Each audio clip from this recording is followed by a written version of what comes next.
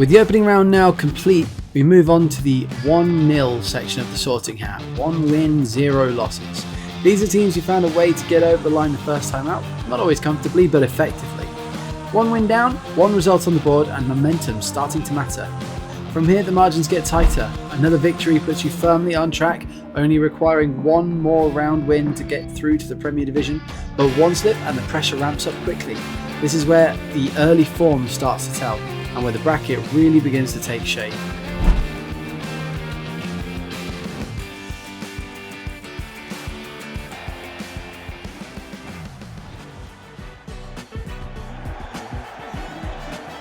First up in the 1-0 section, it's Sesame Street FC against Yorkshire FC. Yorkshire come into this exactly where most people expected them to be, after a controlled 1-0 win over CPD Mogsy in the opening round. It wasn't flashy, but it was professional, and Joey D's side will feel that this is a bracket they should be navigating comfortably. Sesame Street's path here was very different. Elmo's team had to dig deep, edging past Greywater Fusiliers only after extra time, and they'll be the first to admit that this wasn't where they necessarily expected to end up after round 1. But they're here, the win counts, and that pressure now sits very firmly on Yorkshire. Yorkshire definitely had the best of the early exchanges, a whipped outswinging cross from Mo Salah, finding the head of Cody Gakpo before being just saved by Bazunu in the Sesame Street goal. The two teams settled into what was quite a drab affair until just after the break, a rare push from Sesame Street ending up in a corner that was fizzed just over the bar. Yorkshire seemed almost out of ideas, consistently running the ball down the wings, with Sesame Street's determined and rigid defensive line causing havoc among the Yorkshire strikers, unable to push through, unable to find space, and eventually always ending up with a ball to Sesame Street. Yorkshire did keep showing signs of their brilliance, however, a number of flourishing moves and two-touch football, ending up with a brilliant chance for Florian Wirtz that was just directed onto the bar by the keeper. Sesame Street's inexperience at this level was on full display a number of times though, as the pressure forced their players to regularly put the ball directly into Yorkshire's path. The game moved into extra time where, against the run of play, Armstrong was able to force his way through a series of defenders, slotting home in the bottom left-hand corner and causing rapturous celebrations all the way up and down Sesame Street.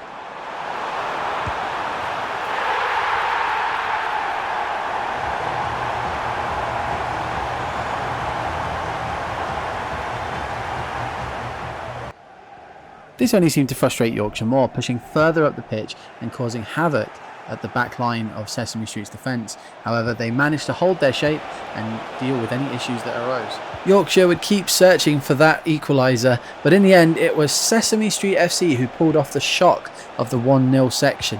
After taking Yorkshire all the way to extra time, Elmo's side found the breakthrough and held on for the 1-0 win that very few would have seen coming. For Yorkshire, a result that will sting. Expectations were high, and this was a tie that they fully expected to control. But Sesame Street stay alive, momentum firmly on their side, and suddenly the sorting hat looks a lot less predictable.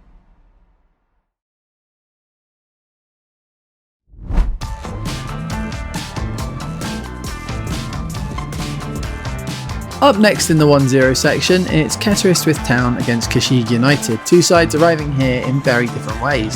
Kheshig edged past Woke Nonsense with a hard-fought 2-1 win, a result that felt familiar given both clubs' history as regulars in the second tier. No drama, no surprises, just a professional job done. Ketterystwyth's route here was a bit more emphatic, a 3-1 win over Bass Pro Soccer, a club that once set the standard in this league but had struggled to recapture that early form. With Ketterystwyth's own Premier Division pedigree, they come into the tie fully expecting to progress, in much the same way that Yorkshire did earlier today. And from the opening exchanges, it's Kettering who looked the more threatening, creating the better chances and settling into the game quickly. The breakthrough finally came in extra time, and it was Brian Mbeumo who provided it. A calm finish 5 minutes before penalties after what had been a long stretch of probing pressure from Ketterystwyth. It had been that kind of contest. Ketterystwyth saw much more of the ball and worked the better openings, but couldn't quite find the moment to turn control into a goal as the match edged deeper towards a shootout. Kheshig almost changed everything right at the end with seconds left on the clock. Jonathan David broke through and forced a huge save from David De Gea, the closest either side came to swinging it back the other way.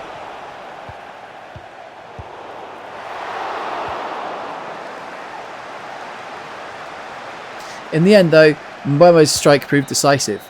Ketterystwyth now move on to the 2-0 section, while Kheshig United drop into 1-1, where the pressure now ramps up significantly.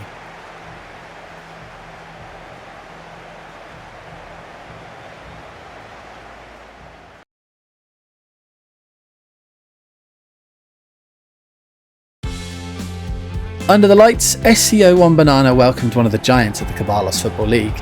Banana had already shown their resilience in this competition, edging past Great Yarmouth Town after extra time and earning another crack at elite opposition. But this was a different test entirely. Southsea victory arrived as serial winners, champions more often than not, even if they had had to work harder than expected to get past Harambol in the opening round.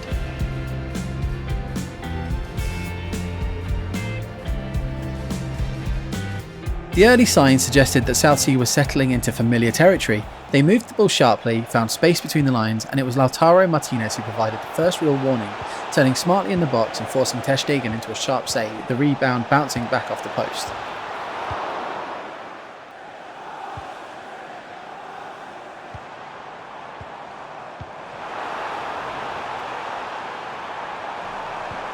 Banana didn't retreat, they absorbed the pressure, recycled possession and gradually pushed the game wider.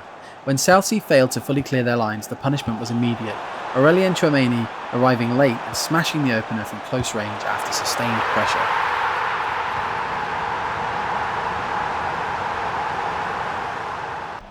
Southsea responded in kind though. Their passing grew more deliberate, more controlled, but clear chances were harder to come by.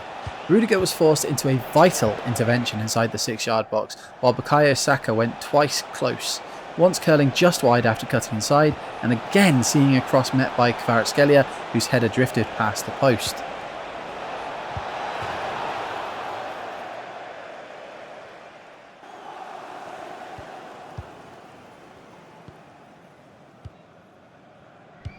At the other end, Banana thought they doubled their lead. Leroy Sané and Karim Adeyemi combined brilliantly down the flank, only for the flag to deny them, the finest of margins ruling the goal out and keeping Southsea alive.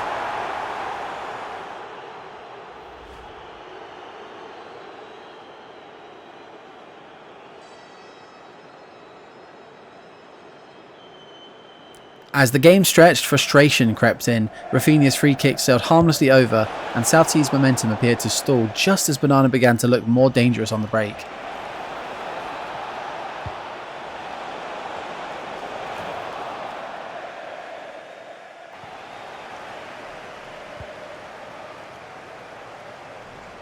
The decisive moment came late.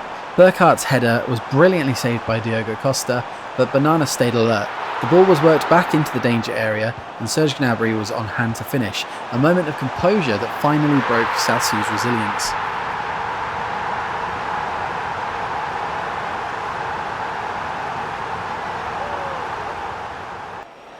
There was still time for tempers to flare, bodies to clash and one last scramble in the box, but when the final whistle came, it was SCO1 Banana who had delivered one of the standout results of the round, knocking out the league's most decorated side and firmly announcing themselves as a serious force in the sorting hat.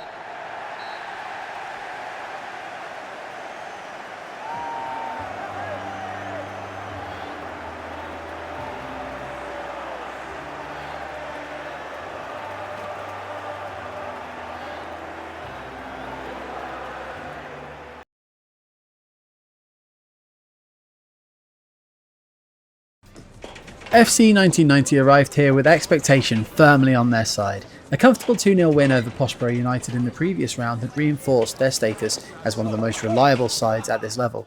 Highland Coo United's route had been far less polished. They came through the Sirloin derby against Ram Ranch, a familiar second-tier scrap between two sides who know each other all too well, and while they progressed, it was hardly a classic. As the teams warmed up, this felt like a tie shaped by contrast. FC 1990 looking to impose control, Highland Coo hoping their physical edge might carry them just that little bit further before anyone caught a case of foot-and-mouth disease.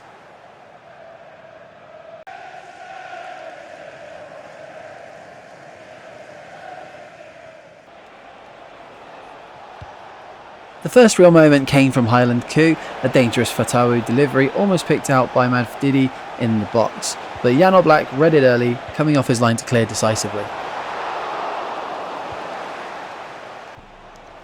The decisive moment in the tie arrived midway through the half, and it didn't come without controversy.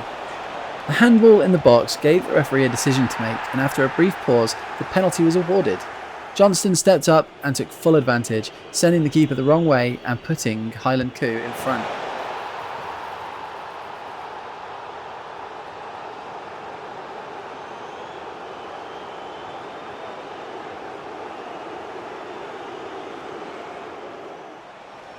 From there, the game settled into a familiar rhythm. Milinkovic's dispossession of Mavdidi summed it all up.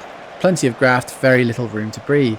FC 1990 pushed, Highland Coo defended with increasing desperation, and the match never quite opened up. At the final whistle, it was Highland Coo United celebrating a hard-earned, slightly unexpected victory. FC 1990 had controlled large spells, but one moment and one decision proved decisive. For Highland Coo, it was enough to avoid foot-and-mouth disease this time, and march on to the next stage.